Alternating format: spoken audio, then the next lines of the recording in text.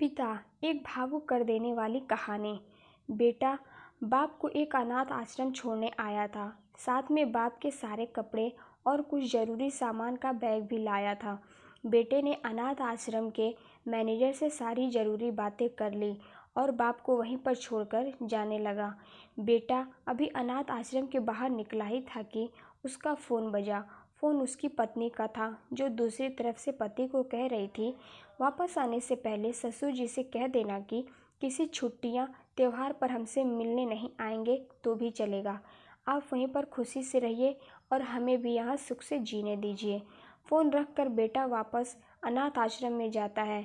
बेटे की नज़र अपने बूढ़े पिता पर पड़ती है, जो अनाथ आश्रम के मैनेजर से हंस हंस कर बातें कर रहे थे और काफ़ी खुश भी लग रहे थे। बेटा सोच में पड़ जाता है कि उसका पिता अनाथ आश्रम के मैनेजर को कैसे जानता है।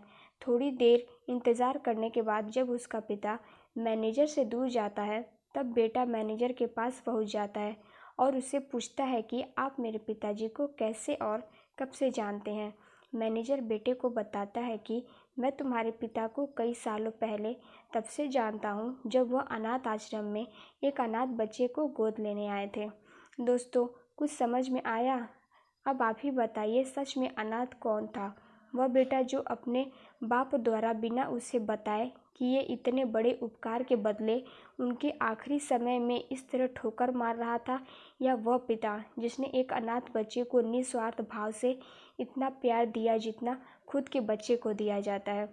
दोस्तों, अपने माता पिता का कदर करना सीखो, क्योंकि आप नहीं जानते होंगे कि उन्होंने आपसे क्या क्या छुपा रखा है, कितने बलिदान, कितने त्याग उन्होंने आपके लिए किए हैं। शायद आज नहीं जानते होंगे आप।